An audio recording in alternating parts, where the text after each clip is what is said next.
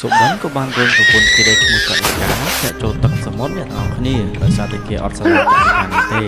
គេបានលើកតាក់ទងស្នេហ៍ជាមួយនឹងសិលាជាកូនមហាសេដ្ឋីហើយក៏សុំសិលារៀបការអ្នកទាំងអស់គ្នាហើយកនិកាខំមែនតើខ្ញុំសម្រាប់ចិត្តថាចូលជីមដើម្បីហាត់ប្រាណឲ្យរៀងស្អាតចឹងណាអ្នកទាំងអស់គ្នាបាទហាត់ផងដួលផងអូខំប្រឹងហាត់ណាដើម្បីឲ្យរៀងស្អាតដើម្បីទៅសងសឹកចឹងណាអ្នកទាំងអស់គ្នាវាខំលើកអង្គាលើកអីផងណាអ្នកទាំងអស់គ្នាបាទមើលទៅគឺ